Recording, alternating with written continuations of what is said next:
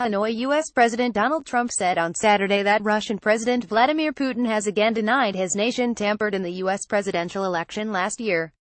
Mr. Trump told reporters that he and Mr. Putin had more than one informal discussion after crossing paths at the Asia-Pacific Economic Cooperation APEC Forum in Da Nang, Vietnam, before Mr. Trump flew to Hanoi for a bilateral meeting on Sunday with Vietnamese leaders.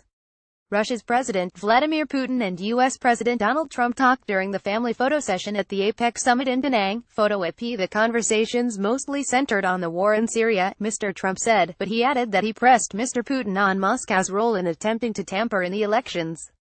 He said he didn't meddle, Mr. Trump said, answering questions in the press cabin on the Air Force One. I asked him again. You can only ask so many times. He said he absolutely did not meddle in our election. He did not do what they are saying he did. U.S. intelligence agencies have said Russian hackers stole thousands of emails from the Democratic National Committee and made them public, while also spreading misinformation in an attempt to help Mr. Trump beat Democratic presidential nominee Hillary Clinton. Mr. Trump, however, has said he does not believe that Russia actively sought to help him. Congress and a special counsel, former FBI Chief Robert S. Mueller III, are heading separate investigations into whether Mr. Trump's campaign colluded with Russian agents during the campaign. Mr. Mueller's team recently brought indictments against Mr. Trump's former campaign chairman, Paul Manafort, and a lower-level campaign aide in connection with that probe. There was no collusion, Mr. Trump said on the plane. Everybody knows there was no collusion. The president added that he was determined to enlist Moscow's help to end the civil war in Syria and to ramp up pressure on North Korea over its nuclear weapons program. He said the investigation into his campaign's ties with Russia could hurt those efforts. I think it's a shame that something like that could destroy a very important potential relationship between two countries that are really important countries, Mr. Trump said.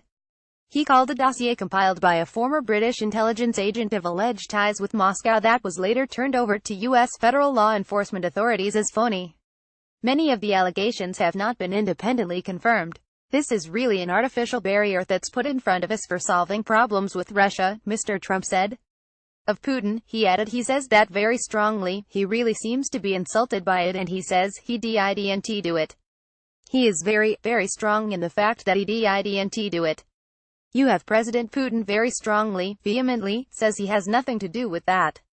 Now, you are not going to get into an argument, you are going to start talking about Syria and the Ukraine.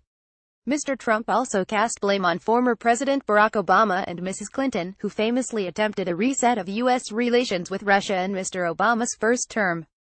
Mr. Trump referred to Mrs. Clinton's stupid reset button, in which she presented Russian Foreign Minister Sergei Lavrov with an oversized reset button that erroneously used the Russian word for overcharged instead of reset. Hillary tried it, she failed, nobody mentions it, Mr. Trump said. She hit that reset button, it was a joke. But she tried and she failed. Mr. Trump said Mr. Obama had bad chemistry with Mr. Putin and that Mrs. Clinton was in way over her head. He did not answer when asked during the flight to Hanoi whether he believed Mr. Putin's denial of the tampering. Every time he sees me, he says, I didn't do that, Mr. Trump said, but I really believe that when he tells me that, he means it. I think he's very insulted by it and that's not a good thing for our country. The Russia investigation is an artificial democratic hit job that gets in the way, he added. It's artificially induced and that's a shame. White House aides had said before the APEC summit that Mr. Trump had no formal meeting scheduled with Mr. Putin, in part because of scheduling conflicts. They acknowledged, however, that it was possible the two leaders might chat if they bumped into each other. Mr. Trump and Mr. Putin shook hands at an APEC leaders' dinner on Friday and stood next to one another in a family photo of all leaders on Saturday.